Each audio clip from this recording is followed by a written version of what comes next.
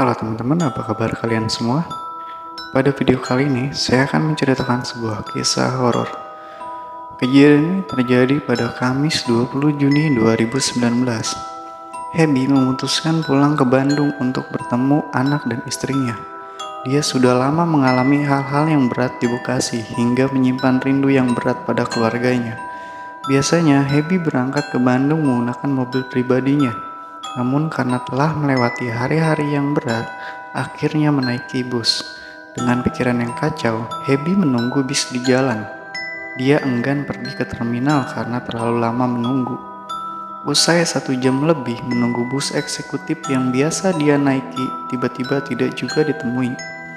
Akhirnya, daripada menunggu lama, Happy memilih untuk menaiki bus ekonomi. Dia tidak berpikiran aneh ketika menaiki bus yang terlihat tua itu, karena yang dipikirannya hanya ingin segera sampai ke Bandung. Ketika menaiki bus, kondektur dan supir terlihat normal seperti pada umumnya. "Bandung, Bandung, Bandung," ucap kondektur tersebut. Happy tidak terlalu memperhatikan penumpang sebab pikirannya sedang bergelut dengan beragam masalah.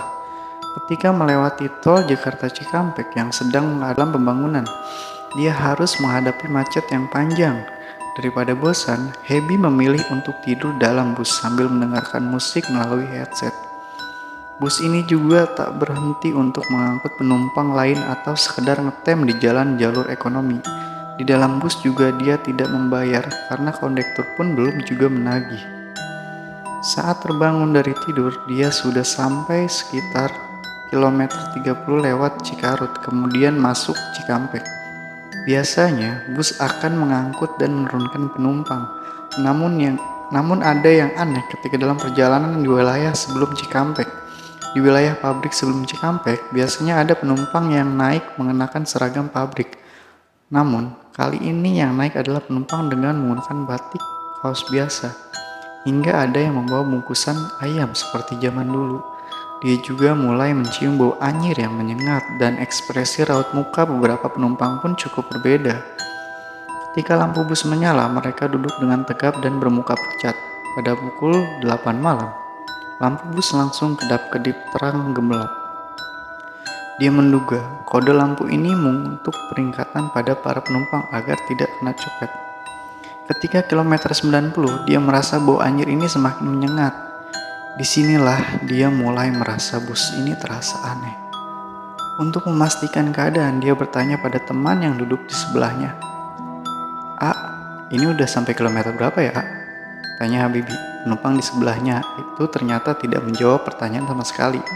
"A, A," tanya lagi berulang untuk memastikan. Dia merasa keanehan semakin menakutkan karena melihat muka penumpang pun terlihat pucat. Penumpang di bus pun ramai hingga belakang. Happy juga mencubit tangannya untuk memastikan bahwa dirinya tidak sedang bermimpi. Alhasil cubitan ini terasa sakit.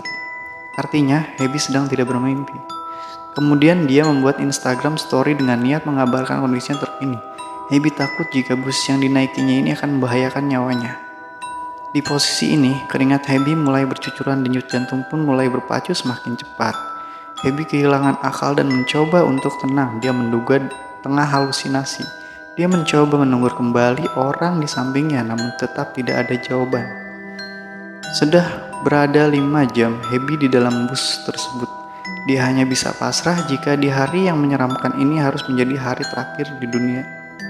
Happy juga mengabari sang istri melalui chat di WhatsApp. Istrinya hanya berpesan agar Happy berdoa saja sepanjang perjalanan. Akhirnya sampailah bus ini di terminal. Anehnya, di terminal yang biasanya semua penumpang turun, hal ini tidak terjadi dalam bus. Ketika ingin membayar bus pada kondektur, hal di luar nalar pun kembali terjadi. "Pak, punten, saya tadi belum bayar," tanya pada kondektur. Dengan datar, kondektur itu pun menjawab, "Mangga, A, turun aja nggak apa-apa." Usai kejadian ini, Happy merasakan gatal di sekujur tubuhnya, serta merasakan tangannya berat untuk diangkat, seperti tengah membawa barbel yang berat. Merinding bacanya. Tamat. Terima kasih.